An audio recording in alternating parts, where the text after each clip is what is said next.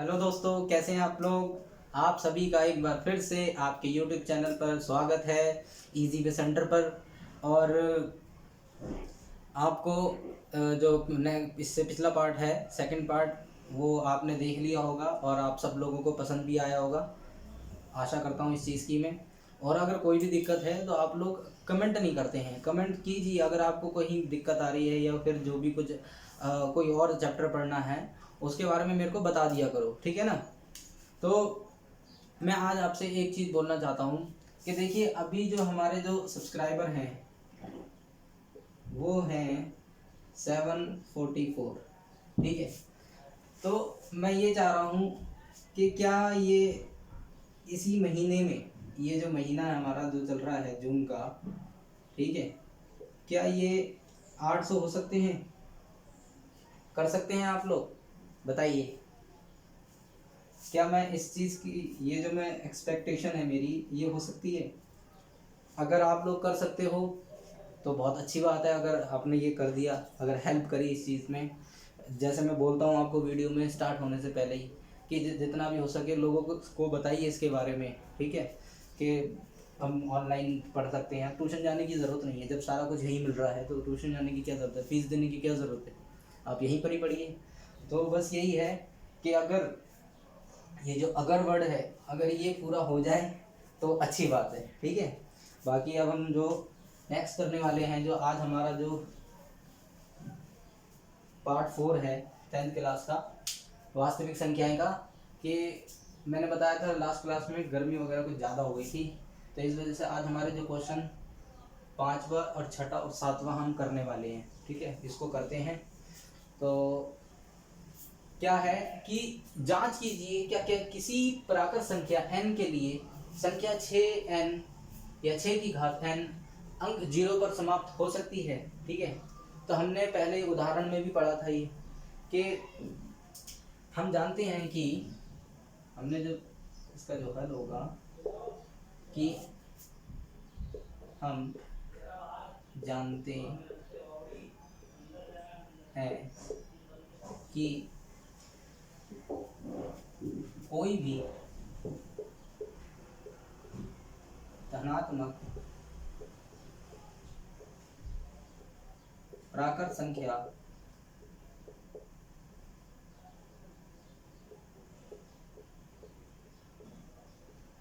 कोई भी धनात्मक प्राकृत संख्या कैसी हो, जिसमें, मैं इसको लिख देता हूँ पहले पूरा टाइम बचाने के लिए।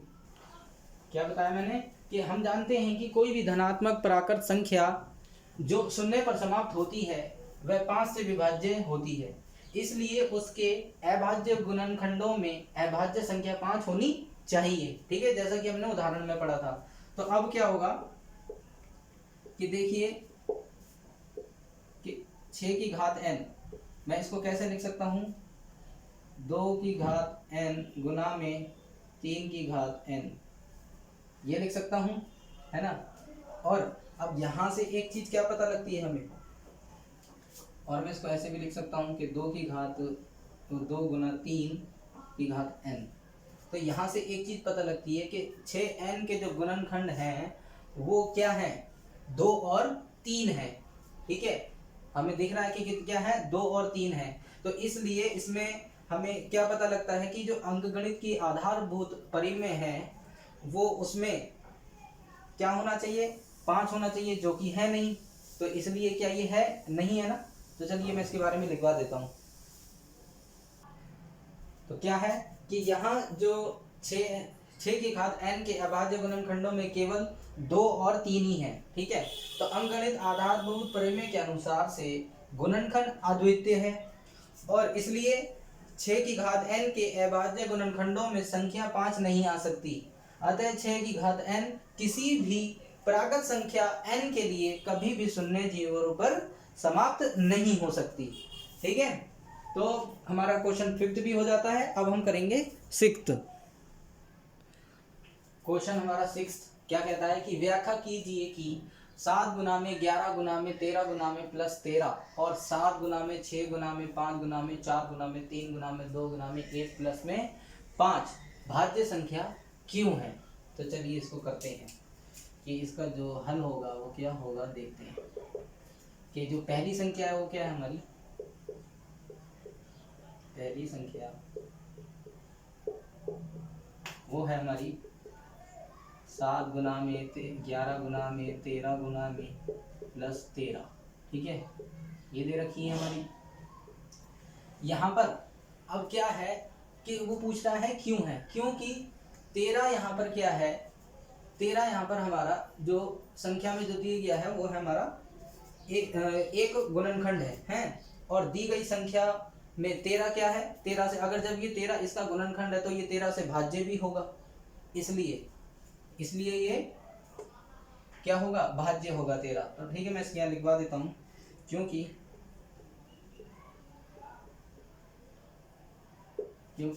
यहाँ 13 कॉमन लिया तो क्या आया, 7 गुना में 11 गुना में 1 गुना में प्लस 1। ठीक है, यही हो जाएगा हमारा। तो मैं यहाँ क्या लिखूंगा, यहाँ क्या है कि 13 एक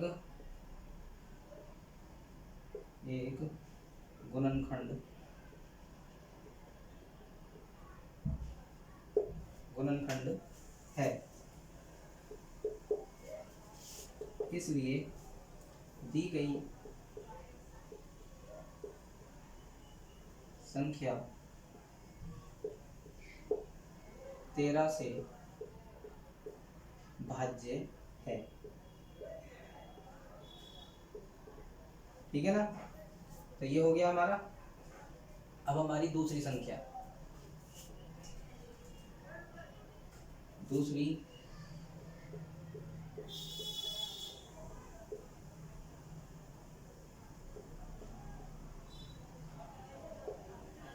क्या है, 7 गुना में 6 गुना में 5 गुना में 4 गुना में 3 गुना में 2 गुना में 1 गुना में 5 गुना में प्लस में 1 गुना में प्लस में 5।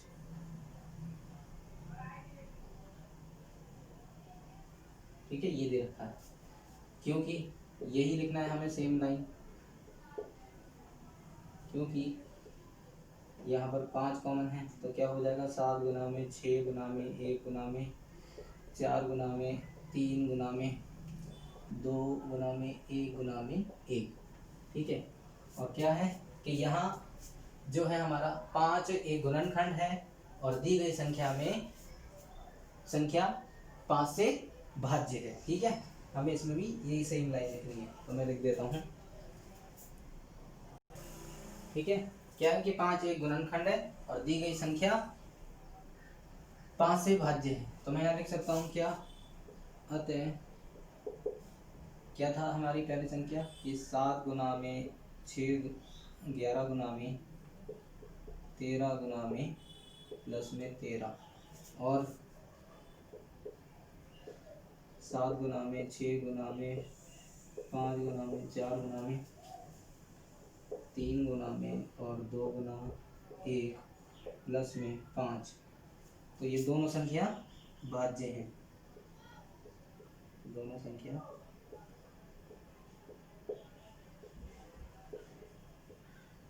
भाज्य हैं। ठीक है, ये भी हो गया हमारा क्वेश्चन।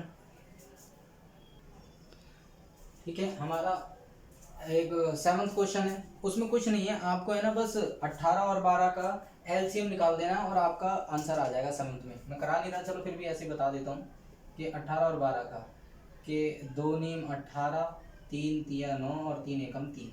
ठीक है, और 12 का कि 2 छिंग 12, 2 तिया 6 और 3 एकम 3। तो 18 का क्या हो गया, 2 की घात 1, 3 का घात 2, 12, 2 की घात 2 और 3 की घात 1। मैंने बताया था सबसे बड़ी घात हम जो पढ़ते थे, है ना, वही करना है। तो सबसे बड़ी घात क्या होगी यहाँ पर, 3 का स्क्वायर और यहाँ से 2 का स्क्वायर, क्या हो जाएगा 9, और यहाँ कितना हो जाएगा 4, जो कि क्या आएगा 36 मिनट आएगा। ठीक है, ये आप कर लेना। अब हम चलते हैं अपने नेक्स्ट कंसेप्ट पे।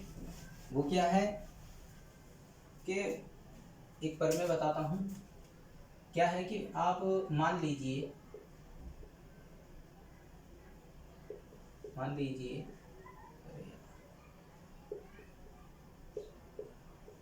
कि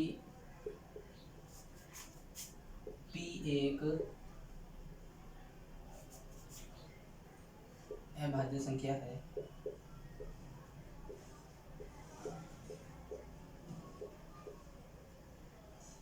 ठीक है। P एक अभाज्य संख्या है यदि P a स्क्वायर को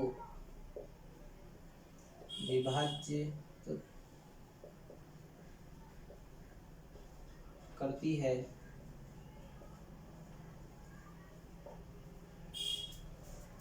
तो a को भी विभाजित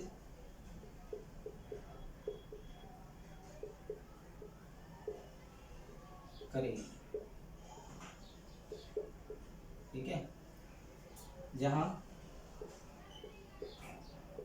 a एक धनात्मक पूर्णांक है,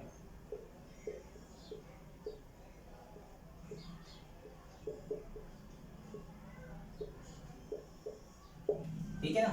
कि मान लीजिए P एक अभाज्य संख्या है, ठीक है, और यदि a स्क्वायर को विभाजित करती है तो a को भी विभाजित करेगी, और a क्या है यहाँ पर, एक हमारा धनात्मक पूर्णांक है, ठीक है। तो इसके ऊपर मैं आपको पहले एक उदाहरण बताता हूँ, फिर आपको ये अच्छे से समझ में आएगा। देखिए उदाहरण है 9 एनसीईआरटी का, कि सिद्ध कीजिए कि √3 एक अपरिमेय संख्या है, ठीक है। तो हम इसको करते हैं, क्या होगा कि हम सबसे पहले इसको है ना इसका उल्टा मान लेंगे, कि हम क्या कहेंगे इसको, कि हम इसके विपरीत मान लेंगे कि √3 एक परिमेय संख्या है, ठीक है। हम इसके विपरीत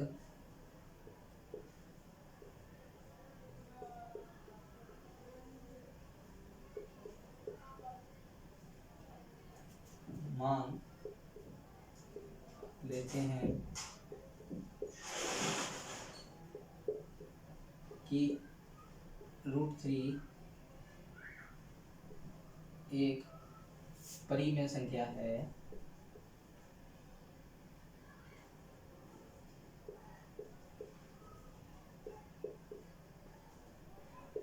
ठीक है। √3 एक परिमेय संख्या है। तो अब क्या होगा कि √3 बराबर a/b। अभी a/b क्या है, जहां a और b सह अभाज्य संख्या है तथा b बराबर नहीं है 0 के, ठीक है। अब ये सह अभाज्य संख्या बता देता हूं मैं आपको एक और,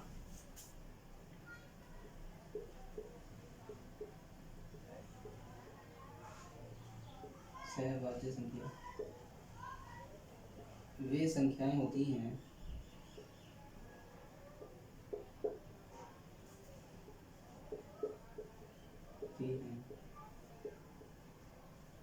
जिनका एक के अलावा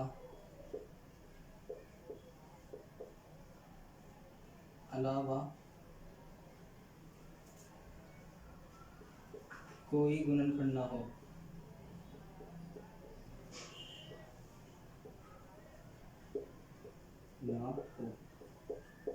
ठीक है। ये सहभाज्य संख्याएं होती है हमारी।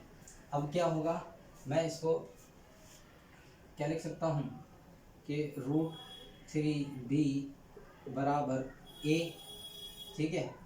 अब √3 बराबर a, अब मैं इसको क्या करूँगा कि दोनों तरफ इसको वर्ग करूँगा, दोनों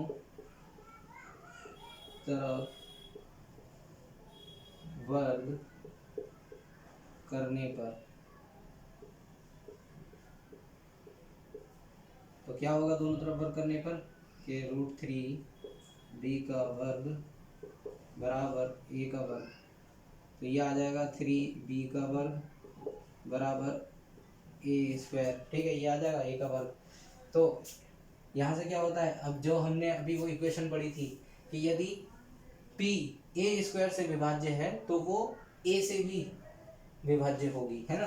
तो यहाँ से मैं इसको इक्वेशन नंबर 1 दे देता हूँ और आगे कराता हूँ।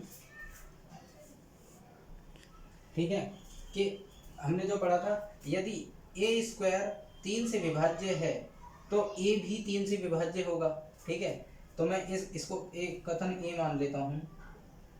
मैंने इसको कथन a मान लिया। तो अब मैं क्या करता हूँ कि इसको a बराबर मैं रख लेता हूँ इसको 3m, जहाँ m पूर्णांक है। ठीक है, m क्या है, पूर्णांक है। अब मैं इसको a बराबर 3m को मैं क्या करता हूँ, समीकरण 1 में रख देता हूँ। ठीक है, तो मैं रखता हूँ a बराबर 3m को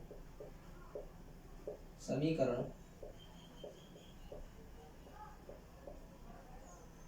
1 में रखने पर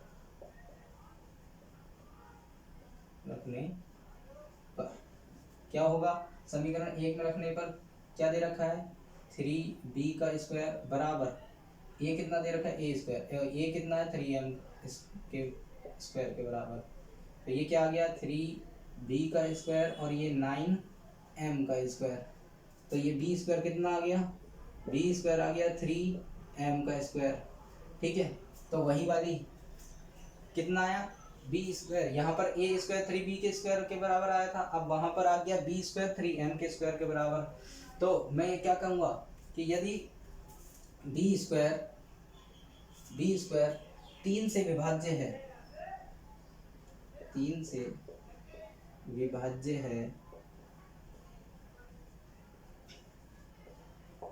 है तो वो b से भी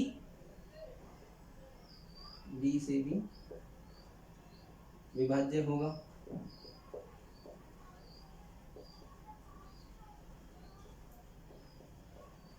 है ना, b से भी विभाज्य होगा। मैं इसको कथन b मान लेता हूँ। इक्वेशन मैंने सेकंड मान ली। ठीक है, सेम चीज प्रोसेस हो गया। अब मैं इसके बारे में लिख देता हूँ क्या कि तो क्या था, मैंने बताया ना कि जो कथन a और b से क्या निकलता है कि a और b का उभयनिष्ठ गुणनखंड 3 है। ठीक है, और a और b सहभाज्य गुणनखंड नहीं है। अगर जब a और b सहभाज्य गुणनखंड नहीं है तो √3 हमारा है तो वो भी क्या होगा, परिमेय संख्या नहीं होगा, एक परिमेय संख्या नहीं है। ठीक है, तो यहाँ पर ही हमारा क्वेश्चन उदाहरण जो है कंप्लीट हो जाता है। अब हम स्टार्ट करते हैं अपनी प्रश्नावली। हमारी 1 पॉइंट कौन सी है, 3, ये करते हैं। तो प्रश्नावली 1.3 का हमारा पहला क्वेश्चन कि सिद्ध कीजिए कि √5 एक अपरिमेय संख्या है। तो हम सबसे पहले वही मान लेंगे कि इसके विपरीत मान लेते हैं।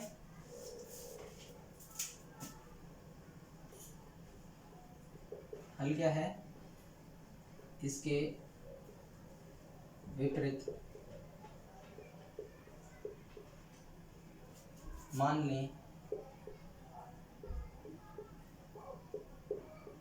कि √5 एक परिमेय संख्या है।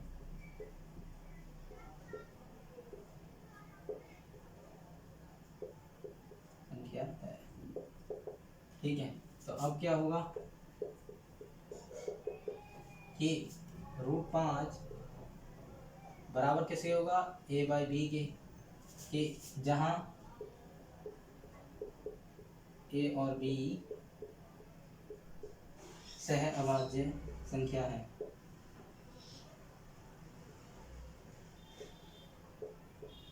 सहअभाज्य संख्या है तथा b बराबर नहीं है 0 के। ठीक है, अब बता दिया था मैंने उदाहरण में सहअभाज्य संख्या कौन सी होती है। ठीक है, तो अब मैं क्या करूंगा, इसको √5 को बराबर a/b को मैं दोनों तरफ वर्ग कर दूंगा। ठीक है, दोनों तरफ वर्ग करने पर, दोनों तरफ वर्ग करने पे क्या होगा, √5, पहले तो मैं इसको यहाँ ले आता हूँ b को, स्क्वायर बराबर a स्क्वायर, तो यहाँ से क्या आ गया कि 5b² बराबर a स्क्वायर। तो वही वाली हम परे में लिखेंगे, क्या लिखेंगे कि यदि a स्क्वायर अगर 5 से विभाज्य है, कि a स्क्वायर 5 से विभाज्य है तो a से भी होगा।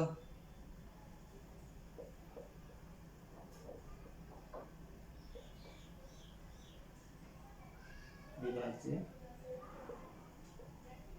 होगा। ठीक है, और ये कथन मैं a मान लेता हूँ और इसको मैं इक्वेशन 1 मान लेता हूँ। अब मैं क्या करता हूँ कि a बराबर मैं 5m मान लेता हूँ, और जहाँ m क्या है, पूर्णांक है, m पूर्णांक है। ठीक है, अब मैं a बराबर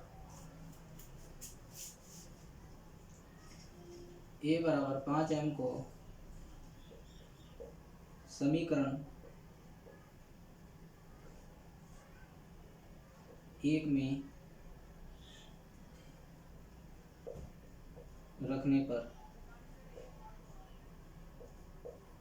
क्या होगा, समीकरण 1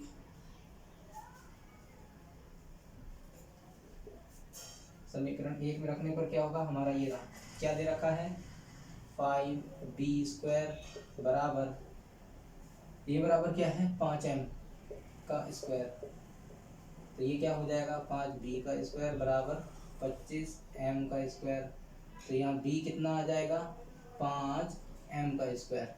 ठीक है, ये सेकंड हो गई। यहाँ से मैं क्या निकाल सकता हूँ, वही बात लिखूंगा कि b² 5 से विभाज्य है,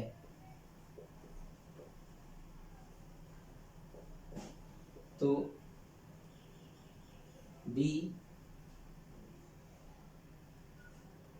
भी 5 से विभाज्य होगा।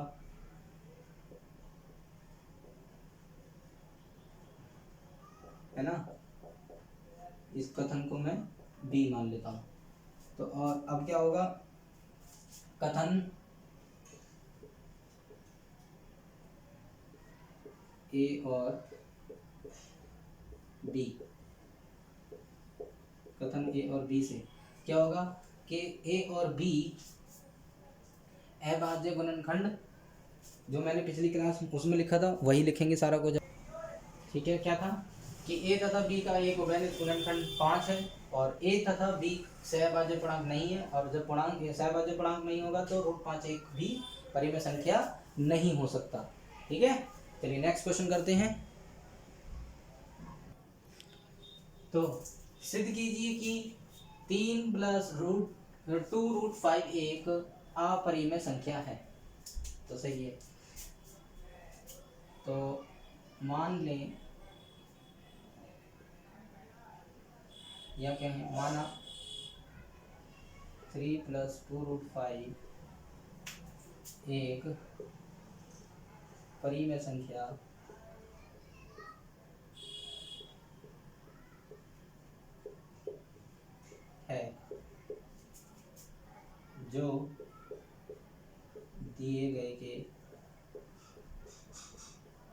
विपरीत है। ठीक है, दी गई के विपरीत है। तो अब मान क्या करेंगे कि 3 + 2√5 बराबर a/b, जो कि ए और जहाँ ये लिखना जरूरी होता है, कारण देना जरूरी होता है कि ए और बी सहअभाज्य संख्या है या सहअभाज्य पूर्णांक है। अभाज्य पूर्णांक है तथा b बराबर 0 के नहीं है। ठीक है, तो मैं क्या करता हूँ, अब मैं 3 को इधर ले आता हूँ, तो ये क्या हो जाएगा, √2 5 बराबर a-3। ठीक है, तो ये क्या होगा, अगर मैं इसको और सॉल्व करूँ, ये हो जाएगा मेरा a-3b/b, और मैं इस 2 को भी नीचे ले आता हूँ, तो √5 क्या हो जाएगा, a-3b/2b। ठीक है, अब ये बटे में आ गए, यहाँ पर a और b कैसे हैं, हमारे पूर्णांक हैं, तो इसलिए ये क्या होगा, सहअभाज्य पूर्णांक है, तो इसलिए ये परिमेय संख्या होगी, है ना। और ये परिमेय संख्या होगी, तो इसके बारे में लिख देता हूँ मैं, क्योंकि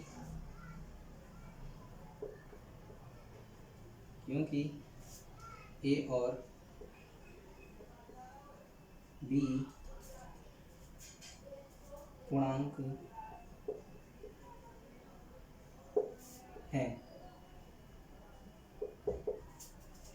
है, इसलिए a-3b/2b एक परिमेय संख्या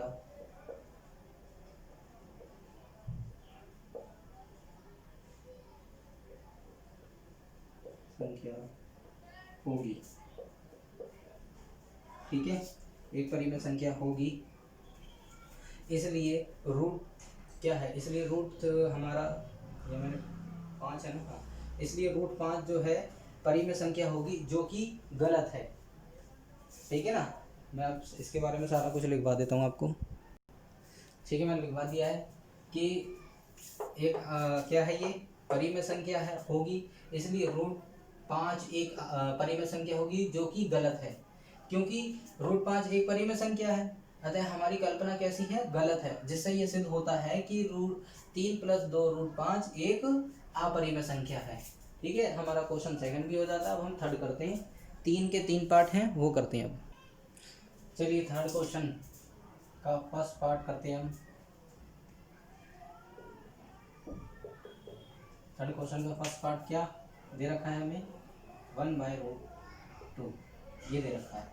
तो मैं क्या कहूँगा कि इसके विपरीत मान लीजिए, इसके विपरीत मान लेखी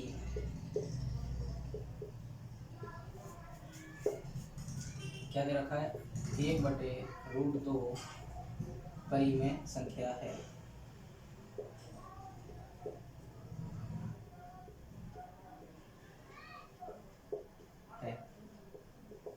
ठीक है, इसके हम विपरीत मान लेते हैं कि क्या है, तो अब कि 1/√2 बराबर a/b, जहाँ a और b सहअभाज्य पूर्णांक हैं। ठीक है, सहअभाज्य पूर्णांक हैं तथा b बराबर नहीं है 0 के। ठीक है, तो अब मैं इनको क्या करूँगा, ये हो जाएगा हमारा b बराबर √2a। अब मैं दोनों तरफ वर्ग कर दूंगा, जैसे हम कर रहे थे जब। ठीक है, दोनों तरफ वर्ग करने पर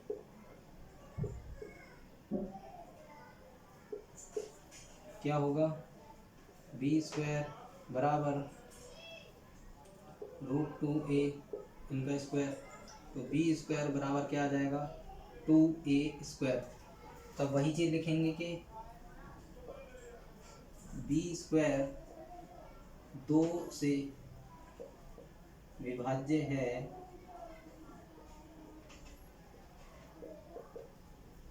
तो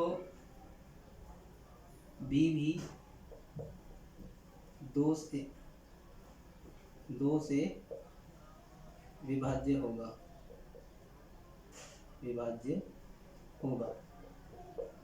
ठीक है।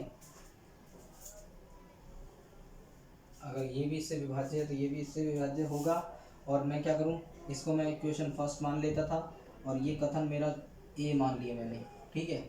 अब मैं क्या करूंगा कि मैं करता हूं कि b बराबर मैं 2m रख लेता हूं और m मेरा, जहां m क्या है, पूर्णांक है, जहां m पूर्णांक है, ठीक है। अब मैं क्या करूंगा कि b बराबर 2m को समीकरण 1 में रखने पर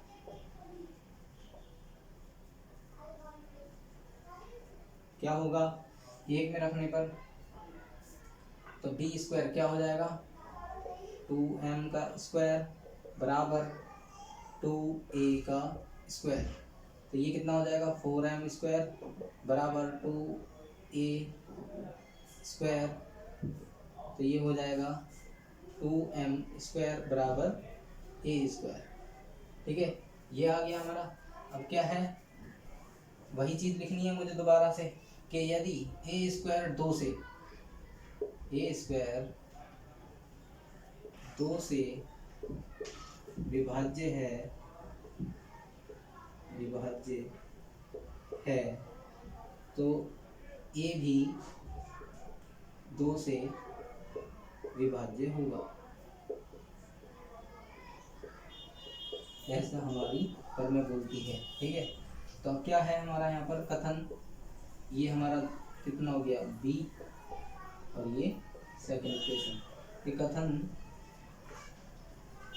a और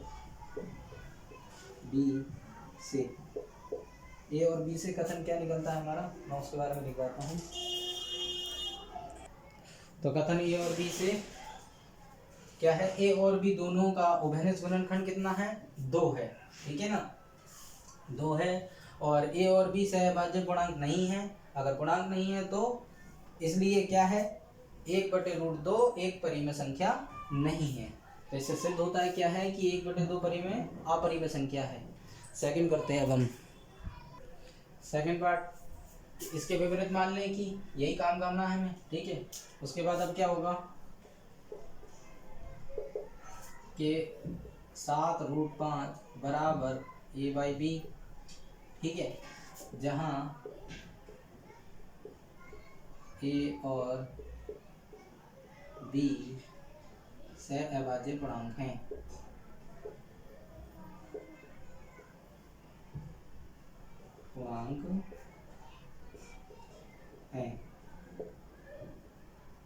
ठीक है, तथा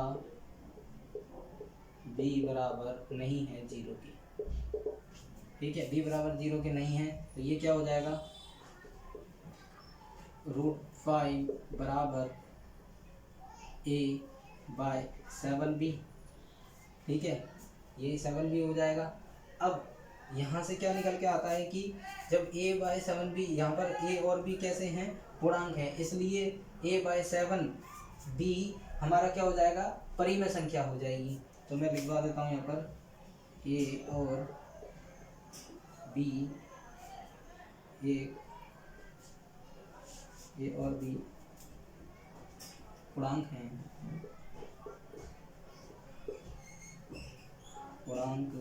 हैं, इसलिए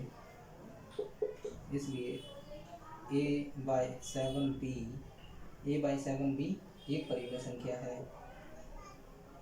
परिमेय संख्या है। जब परिमेय संख्या है तो इसलिए √2 भी एक परिमेय संख्या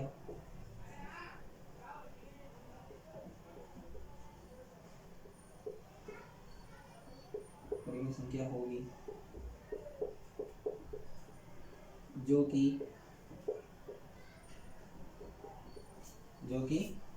गलत है।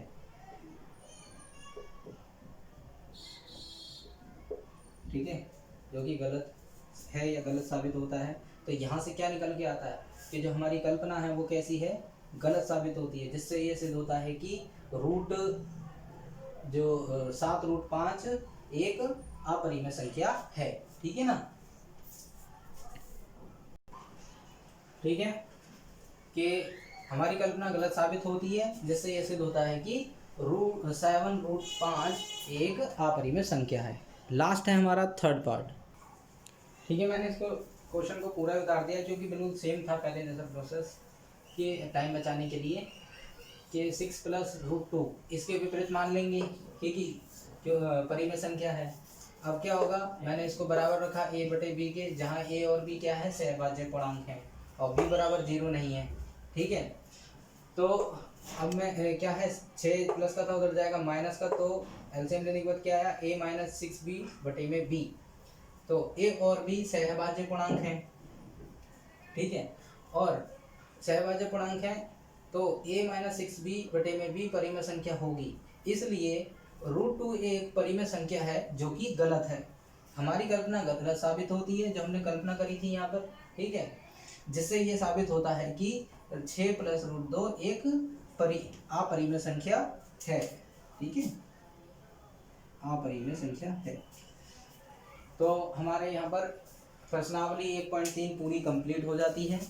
अब हमारा रह रहा है परिमेय संख्याओं के दशमलव प्रसार के बारे में। ठीक है, वो हम नेक्स्ट क्लास में करते हैं, देखते हैं कितना हो पाता है, कोशिश करेंगे पूरा हो जाए और जल्दी मिलते हैं आपसे। ठीक है ना, तो बस अब जैसे पहली वाली वीडियो को जितना आप लोगों ने शेयर किया है और लोगों को बताया है, बस आप ये थोड़ा ध्यान रखें कि मैं सोच रहा हूँ ना कि इस महीने में जो हमारे सब्सक्राइबर हैं वो कितने हो जाएं, 800। कितने हो जाएं, 800। अभी है हमारे 7444, क्योंकि हमें जल्दी से जल्दी पूरी कोशिश करनी है। हम हमारे साथ जितना हम लोग चाहते हैं कि जितना हमारा परिवार जुड़ सके, बढ़ सके, उतना ही ज़्यादा अच्छा है। लोग खूब जुड़े हम लोगों से आके, ताकि हर चीज़ का उनको फ़ायदा मिल सके। ठीक है, तो इसी के साथ साथ मिलते हैं नेक्स्ट क्लास में। वीडियो को शेयर करना बिल्कुल ना भूलें। चलिए, जय हिंद, जय भारत, नमस्कार।